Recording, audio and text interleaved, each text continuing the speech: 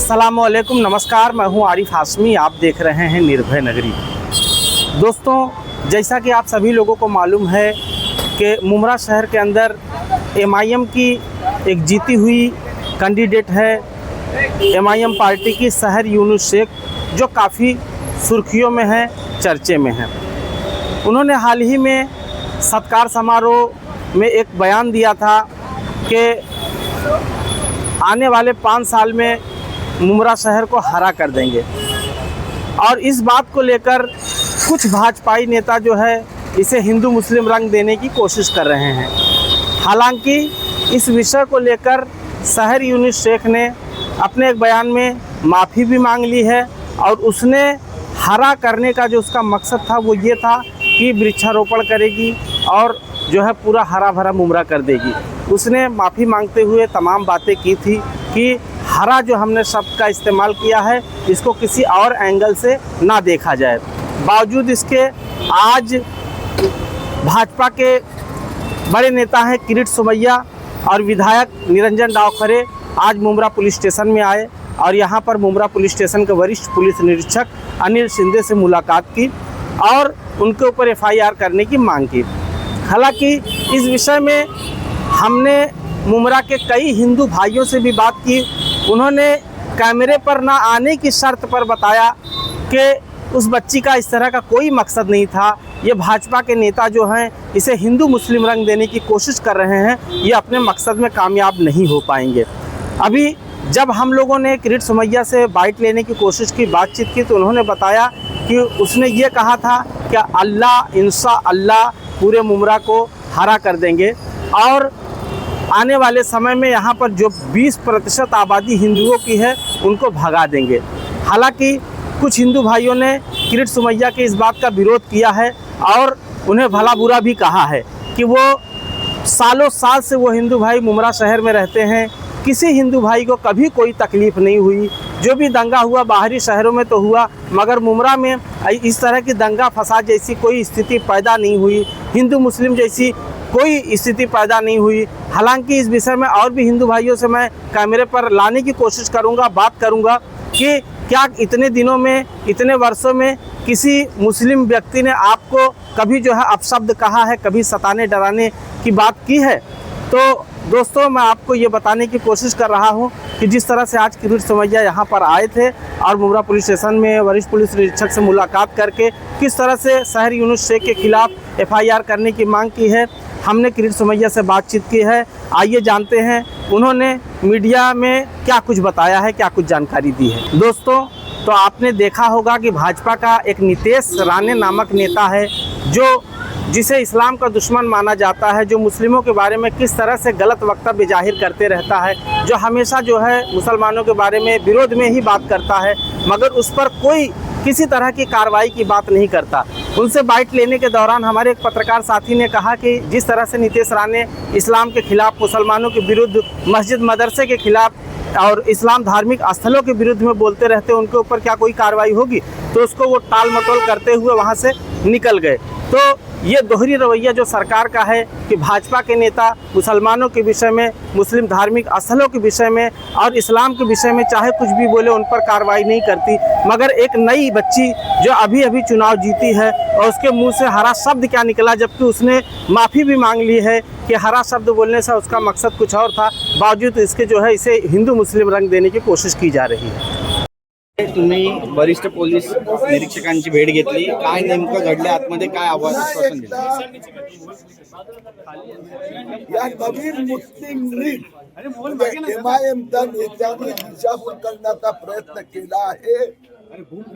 Police येथे निरंजन डावखरे, आमचे स्थानीय प्रमुख भगत साहेब नी आम्ही तक्रार दिली आहे। पोलिसांनी मला माहिती दिली, पत्र दाखवलं की एमआयएमच्या नेत्यांनी माफी मागितली आहे, पण ती माफी दिशाभूल करणारी आहे। एक तर खोटं सांगतात की आम्ही झाडं लावून हिरवगार करणार आहोत। त्या भाषणात त्यांचा अर्थ जो एमआयएमचा हा गुपित प्लान आहे, त्याने मालेगाव मधून सगळ्या हिंदूंना हाकललं, मानखुर्द मध्ये 100% मुस्लिम झाले. आता मुंब्रामध्ये 80% मुस्लिम, 20% हिंदू आहेत. त्या 20% हिंदूंना धमकी दिली होती. आता त्यांनी माफी मागितली, पण अशी माफी आम्हाला मान्य नाही की इतर धर्मीयांचा भावना. मी पोलिसांना सांगितलं आहे, हिंदूंना धमकी दिली आहे, त्यांच्यावर कारवाई करावीच लागणार. साहेब, मुंब्रामध्ये जातीय सलोखा बिघडतोय असं चित्र दिसतंय का? मुंब्रामध्ये जातीय सलोख्यासारखं राहिलंच नाही. त्यांनी हिंदूंना हाकलून काढलंय, धमक्या देऊन, मारून, त्यांनी जमीन बळकावून, एका बाजूला लव जिहाद, दुसऱ्या बाजूला लँड जिहाद, तिसऱ्या बाजूला वोट जिहाद. आणि उरलेला जिहाद आता 5 वर्षात पूर्ण करू. त्यांचं एक नॅशनल चित्र आहे. निवडणुकीच्या काळात पण त्यांचा अध्यक्ष ओवेसीनी पण सांगितलं होतं, अन्य नेत्यांनी सांगितलं होतं, MIMचा मुंबईचा उपाध्यक्षांनी सांगितलं, मी त्यावेळी सांगितलं की हिंदूचं जन्म प्रमाण 1.3 आणि मुस्लिमांचं 2.6, म्हणजे हिंदू परिवारात 13 मुलं होतात, त्यावेळी तिथे 26. तर त्यांनी काय सांगितलं होतं, हम मुस्लिम महिला 26 बच्चों को जन्म दे या 36 किरीट तुम्हें आके पेट में क्यों दुखता है. आणि MIMचं निवडणुकीत सूत्र होतं की मुंबई की महापौर बुरखावाली बनेगी. म्हणून हे त्यांचं लक्ष आहे की मुंब्रामधले उरलेले 20% हिंदूंना हाकलायचं आणि नंतर मुंबईला मुस्लिम मुंबई बनवायचं. ते असंच जरी असलं तरी अमरावतीमध्ये पाहिलं तर भाजप आणि MIM एकत्र असलं चित्र दिसतंय अचलपूरमध्ये. MIMचा सोबत कुठेही, MIM म्हणजे नवीन मुस्लिम लीग, त्यांच्याबरोबर कुठेही जाण्याचा प्रश्न नाही.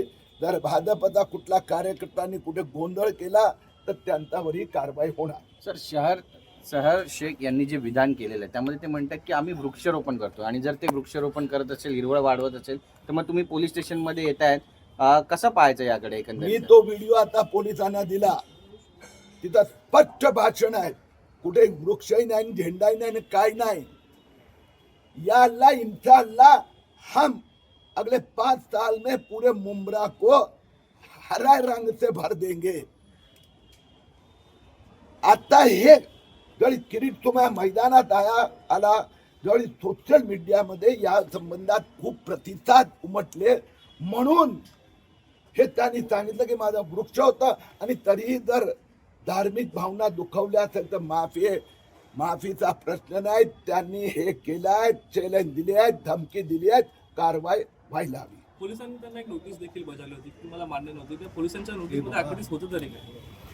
पोलिसांची नोटीस आणि आलेलं उत्तर मी वाचलं, पोलिसांनी मला दाखवलं.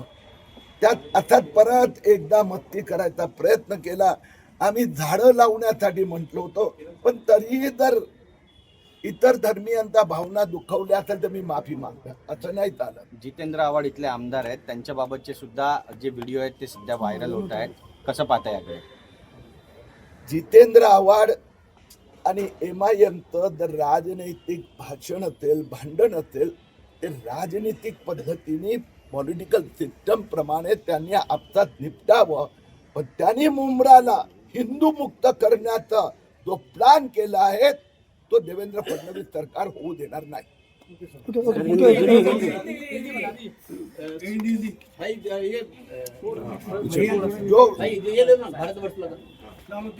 गत कुछ वर्षों से मुंबई महाराष्ट्र में बड़े प्रमाण में बांग्लादेशियों को लाना, मुस्लिम आक्रामकता, ये नई मुस्लिम लीग MIM का एक एजेंडा है.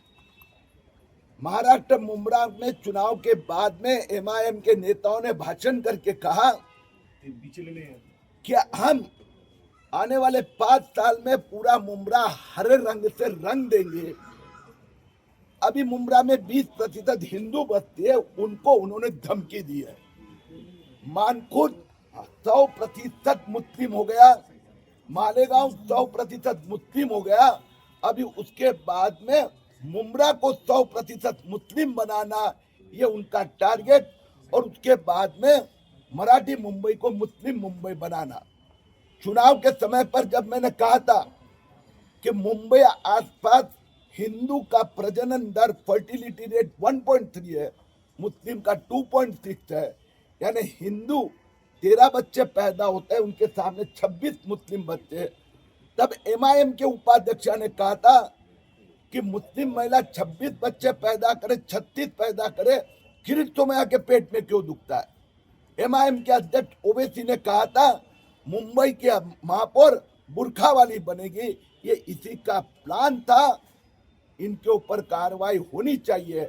ऐसे मेरे सहकारी निरंजन डावखरे, यहाँ के हमारे अध्यक्ष भगत, हमने पुलिस से मांग की है। सर, जिस तरीके से आपको जो नोटिस दिखाई गई उसमें आपको मान्य नहीं था कि जिस तरीके से पुलिस ने जो बयान दर्ज किया है वो कहीं ना कहीं सही ढंग से नहीं किया गया था। कल मैंने पुलिस से बात की, उसके बाद में उन्होंने एक सो कोल्ड एक्सप्लेनेशन एमआईएम की ओर से दिया गया, जिसमें पहले पैराग्राफ में लिखा है हम तो हरे झाड़ लगा के हरे रंग से, और मैंने पुलिस को वीडियो दी वो भाषण की, उसमें स्पष्ट कहा है या अल्लाह इंशाअल्लाह हम मानकुट को पूरा हरा बना देंगे। मुंबई महाराष्ट्र में शिवाजी महाराज का भगवा झंडा ध्वज, वहां वो हिंदुओं को धमकी दे रही थी। उन्होंने कहा दूसरे पैराग्राफ में, अगर किसी की धार्मिक भावना को दुख पहुंचा होगा तो माफी मांगेगा, हमें यह मंजूर नहीं है। ये हिंदुओं को धमकी थी, कार्रवाई पुलिस ने करनी पड़ेगी। साहर शेख ने कहा है कि जो उन्होंने भाषण दिया वो एमआईएम पार्टी के तौर पर दिया, क्योंकि उनकी पार्टी का झंडा हरा है। अगर उनके पार्टी का झंडा भगवा होता तो वो भगवा बोलते, लेकिन आप कह रहे हिंदुओं को धमकी दिया, तो हरा और भगवा के बीच में ये धमकी का शब्द कहाँ से आ गया? कैसे धमकी दिया? आपने वो वीडियो देखा है? हाँ, मैंने देखा है। नहीं देखा है, मैं आपको बताता हूँ। उसमें कहीं पर झंडा की बात नहीं है, कहीं पर झाड़ की बात नहीं है। या अल्लाह इंशाअल्लाह हम उम्रा को हरा रंग से भर देंगे। इसका इंटेंशन हिंदुओं को धमकी देना और 20% हिंदुओं को यहाँ से भगाना, यही है। ओके। नितेश राणे सर भी तो बोलते हैं सर मुसलमान के खिलाफ, तो उसके लिए भी कार्रवाई होनी चाहिए कि नहीं होनी चाहिए?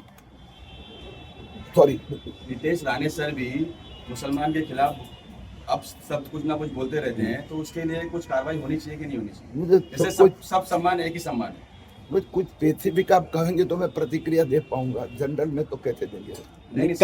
कलर को लेकर, हरे रंग को लेकर किसी को बांट देना, ये कहाँ तक? संविधान में तो किसी को बांटा नहीं है ना। वो आपके साथ हम आदमी मैंने उसके दे दिया है, उससे माफी भी मांगी हम। जी जी, नहीं बोलने का मतलब सर ये है ना कि जैसे आपने कहा ना कि जो लेडीज एमएलए की जीती है यहाँ पे, उन्होंने ऐसा अब सब यूज किया है, तो अपने नितेश राणे सर भी जो मुसलमान के खिलाफ बोलते ही रहते, तो उनके खिलाफ भी कुछ कार्रवाई होनी चाहिए कि नहीं होनी चाहिए? यानी मेरे बोलने का मतलब सर यही है ना कि सब एक ही जैसे, सबका खून लाली है सर।